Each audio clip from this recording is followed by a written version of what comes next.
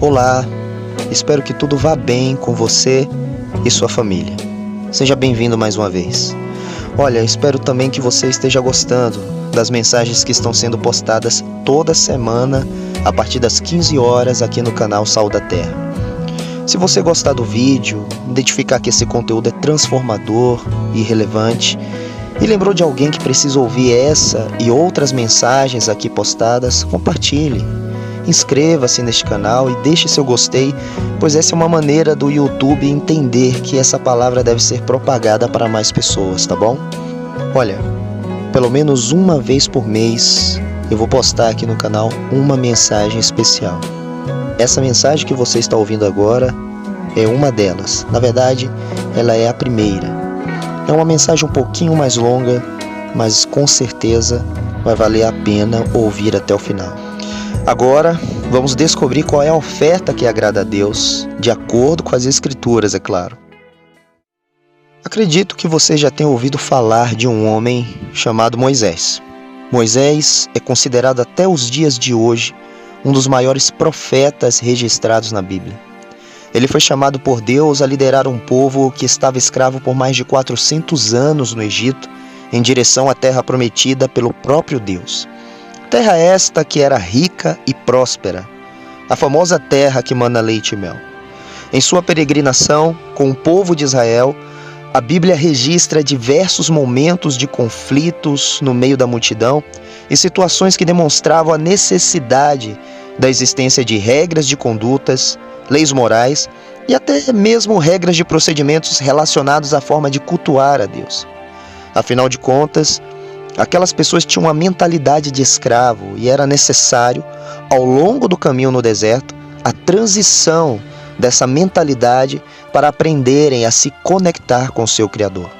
Moisés constantemente subia ao monte. E neste ambiente de monte, em comunhão com Deus, obteve as maiores revelações registradas na Bíblia. Foi no monte, por exemplo, que Moisés recebeu de Deus os 10 mandamentos. Lá também recebeu toda a revelação do tabernáculo, seus utensílios e como seria até mesmo as roupas dos sacerdotes. Além de poderosas revelações como estas, Moisés recebeu a revelação dos 5 livros da lei, conhecidos como Pentateuco, que é composto por Gênesis, Êxodo, Levítico, Números e Deuteronômio. No livro de Levítico, Moisés recebeu de Deus um conjunto de regras e diretrizes morais e espirituais para guiar o povo. Até este ponto da história, não se tinha conhecimento de registro exato sobre a origem do ser humano, como as coisas, por exemplo, tinham sido criadas e quais eram as diretrizes específicas de Deus para seu povo. No entanto, neste tempo da história, Deus levantou Moisés para isso. Ali, no primeiro capítulo de Levítico, Deus mostra a Moisés como deveria ser preparada e entregue a oferta da maneira correta. Deus deu tanta importância a isso que logo no início do livro, que é identificado como um guia de procedimentos, fixou este tema em primeiro lugar, antes de qualquer outro assunto. Ora, a oferta tipificava a maneira do povo adorar a Deus. Afinal de contas, eram levadas ao tabernáculo para serem depositadas sobre o altar. Neste contexto, o Espírito Santo trouxe algo ao meu coração sobre o que está registrado em Levítico capítulo 1, versículo 9, que diz: Porém, a sua fressura e as suas pernas lavar-se-ão com água, e o sacerdote tudo isso queimará sobre o altar. Holocausto é oferta queimada de cheiro suave ao Senhor. A fressura é um nome mais aceitável para vísceras. Esta palavra nos mostra a preocupação nos detalhes que Deus considera da forma como devemos adorá-lo. Veja, as vísceras estão relacionadas ao nosso ventre, ou seja, representam tudo que diz respeito à vontade humana. Não é à toa que temos um ditado muito conhecido quando encontramos alguém que muitas vezes consideramos mimado ou que só faz as coisas conforme sua vontade ou do seu jeito. A esse tipo de pessoa atribuímos o ditado: olha, aquele ali parece até que tem um rei na barriga. Observe que a vontade humana é representada pelo seu ventre. Já as pernas são os instrumentos que nos levam para onde queremos, A direção que decidimos tomar, as pernas nos guiam. Elas representam, portanto, nossas decisões. Neste versículo, Deus está falando conosco que quando alguém se dispõe a entregar suas vontades e decisões para serem queimadas no altar da presença de Deus, isto é oferta queimada de cheiro suave a Deus. A oferta que agrada a Deus é quando encontra alguém que esteja disposto a entregar toda a sua vida para Ele. Entregar nossa vontade e decisões para Deus não é virar alguém inerte, é reconhecer, assim como Moisés, que Deus é quem tem a direção perfeita para qualquer situação em que nos encontramos hoje. O exemplo de Moisés não é alguém que perdeu suas faculdades mentais e começou a ser manipulado cegamente. Não. O exemplo de Moisés é a evidência dos benefícios de ter um relacionamento de intimidade com Deus. Pense comigo, eu e você somos limitados em nosso entendimento. Temos a nossa visão deveras limitada quando pensamos a vida puramente pela ótica natural e carnal. Quando direcionamos nossas escolhas, decisões e vontades para o que Deus pensa a respeito, temos paz e agimos com muito mais eficiência em direção ao propósito de nossa existência. O fato é que estamos acostumados a somente receber coisas de Deus, mas pouco acostumados a entregar o que realmente Deus quer receber. Por exemplo, a oferta de Caim foi rejeitada não porque era feia ou estava suja. Muito pelo contrário, quando penso na oferta que Caim levou a Deus, vejo um cesto colorido de frutas e toda sorte de iguarias que a terra poderia produzir. No entanto, Caim deu o que era da terra, Abel deu o que era do céu. Esta não é uma questão de culpa, mas uma questão de fazer o que é certo na ótica de Deus. Eu sei, eu entrei na história de Caim e Abel, mas continue acompanhando comigo. Quando Adão e Eva tiveram que lidar com a realidade fora do jardim, perderam muitos benefícios da plenitude de uma vida sem limites na presença de Deus. Entretanto, puderam levar com eles princípios que foram implantados em seus corações e receberam como ensino do Criador no período em que estavam no jardim. Apesar do pecado, acredito que Adão e Eva procuravam transmitir a história para os seus filhos, pois essa era uma vontade e direção de Deus que ele deu a Moisés posteriormente. Ponde, pois, estas palavras no vosso coração e na vossa alma, e atai-as por sinal na vossa mão, para que estejam por frontais entre os vossos olhos, e ensinai-as a vossos filhos, falando delas assentado em tua casa, e andando pelo caminho, e deitando-te e levantando-te, e escreve-as nos umbrais de tua casa e nas tuas portas, para que se multipliquem os vossos dias e os dias de vossos filhos na terra que o Senhor jurou a vossos pais dar-lhes, como os dias dos céus sobre a terra.